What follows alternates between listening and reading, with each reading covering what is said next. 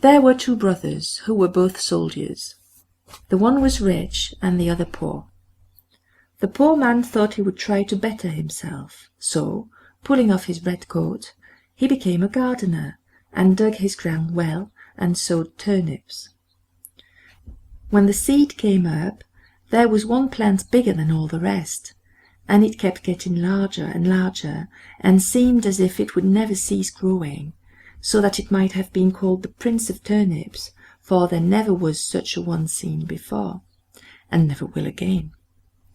At last it was so big that it filled a cart, and 2 oxen could hardly draw it, and the gardener knew not what in the world to do with it, nor whether it would be a blessing or a curse to him. One day he said to himself, "What shall I do with it?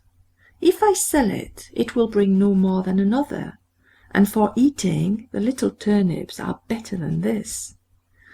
The best thing, perhaps, is to carry it and give it to the king as a mark of respect." Then he yoked his oxen and drew his turnip to the court and gave it to the king. "What a wonderful thing," said the king. "I have seen many strange things, but such a monster as this I never saw. Where did you get the seed? Or is it only your good luck? If so, you are a true child of fortune." "Ah, no," answered the gardener, "I am no child of fortune. I am a poor soldier who never could get enough to live upon. So I laid aside my red coat and set to work tilling the ground.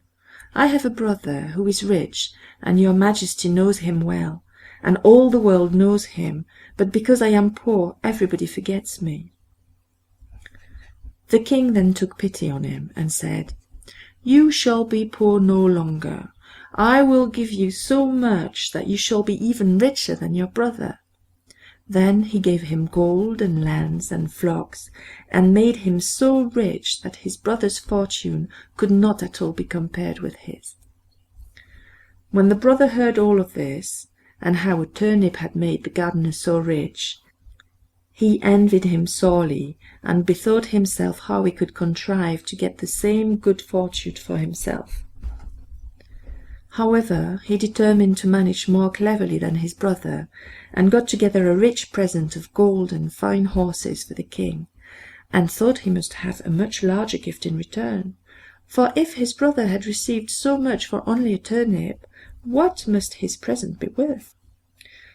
The king took the gift very graciously, and said he knew not what to give in return more valuable and wonderful than the great turnip. So the soldier was forced to put it into a cart, and drag it home with him.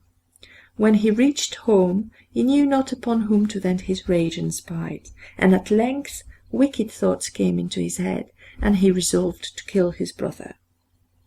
So he hired some villains to murder him, and having shown them where to lie in ambush, he went to his brother and said, "Dear brother, I have found a hidden treasure. Let us go and dig it up, and share it between us."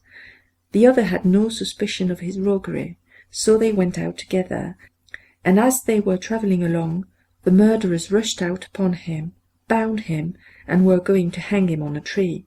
But whilst they were getting all ready, they heard the trampling of a horse at a distance, which so frightened them that they pushed their prisoner neck and shoulder together into a sack, and swung him up by a cord to the tree, where they left him dangling, and ran away. Meanwhile he worked and worked away till he made a hole large enough to put out his head.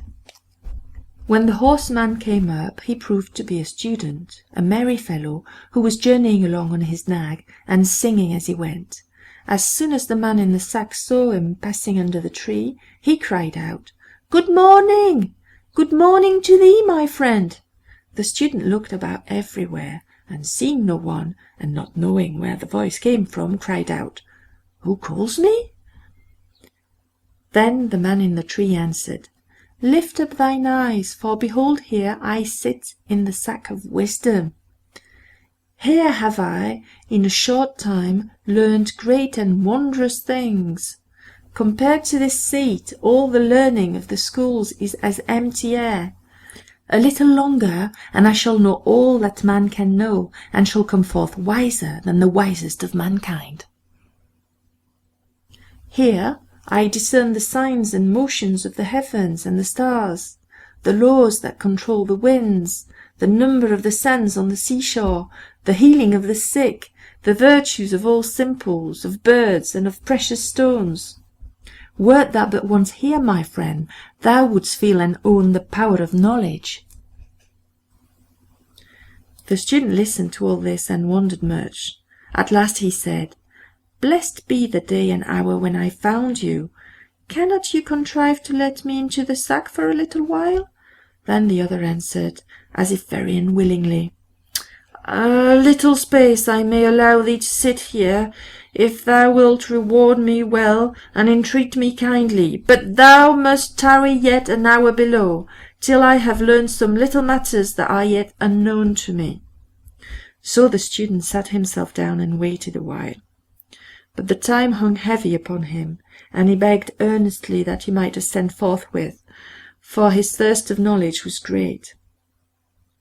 Then the other pretended to give way, and said, "Thou must let the sack of wisdom descend, by untying yonder cord, and then thou shalt enter." So the student let him down, opened the sack, and set him free. "Now then," cried he, "let me ascend quickly." As he began to put himself into the sack heels first, "Wait a while," said the gardener, "that is not the way." Then he pushed him in head first, tied up the sack, and soon swung up the searcher after wisdom dangling in the air. "How is it with thee, friend?" said he. "Dost thou not feel that wisdom comes unto thee? Rest there in peace, till thou art a wiser man than thou wert." So saying, he trotted off on the student's nag, and left the poor fellow to gather wisdom till somebody should come and let him down.